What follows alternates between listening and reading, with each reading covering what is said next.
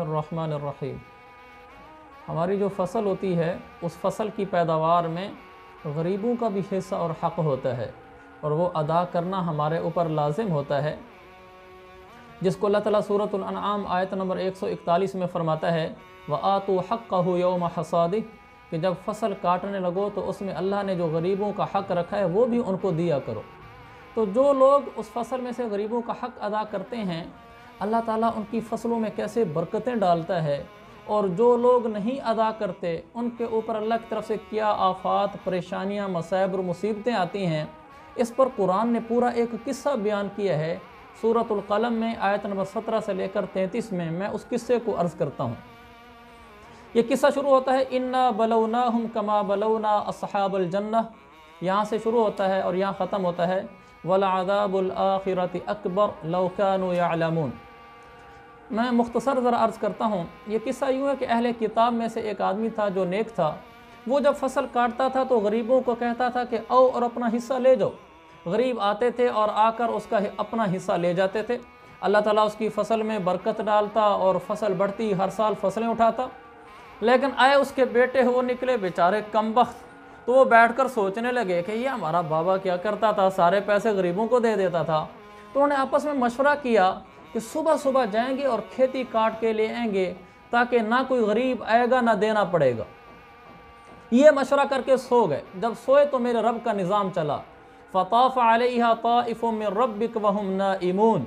وہ رات کو سوئے ہوئے تھے تو اللہ کی طرف سے آسمانی آفت آئی جس سے وہ پوری فصل بالکل جل کر راکھ ہو گئی، کچھ نہیں بچا۔ صبح جلدی جلدی وہاں پہنچے تو دیکھا اپنے اس فصل کے پاس پہنچ کر وہاں تو کچھ بھی نہیں تھا، تو کہنے لگے انا لضالون، ہم راستہ بھول گئے ہیں۔ تو پھر سمجھے کہ نہیں، نحن محرومون، ہم لٹ گئے ہیں، اللہ نے ہم سے ہماری فصل چھین لی ہے۔ تو ان میں سے جو ذرا اچھا تھا وہ کہنے لگا میں نے کہا نہیں تھا کہ اللہ کو نہ بھلاؤ، غریبوں کو حق دیا کرو۔ تو پھر ان کو اپنے اوپر ندامت ہوئی اور کہنے لگے کہ واقعی ہماری غلطی ہے، انا کننا ظالمین، ہم سے غلطی ہوئی ہے۔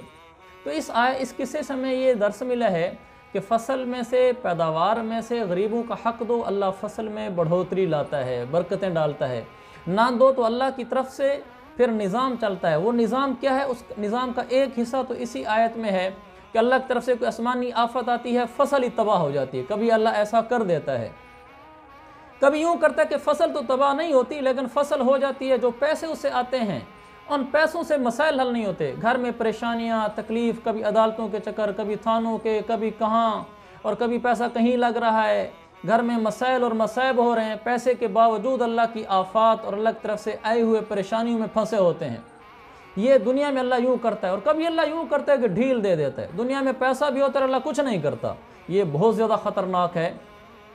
ان کے لیے اللہ تعالیٰ فرماتا ہے سورۃ توبہ آیت نمبر 34 میں کہ جو لوگ ایسے ہیں کہ ان کو جو مال خرچ کرنا چاہیے وہ نہیں خرچ کرتے، تو اللہ نے فرمایا فَبَشِّرْهُمْ بِعَذَابٍ أَلِيمٍ، ایسے لوگوں کو پھر دردناک عذاب کی خوشخبری سنا دو۔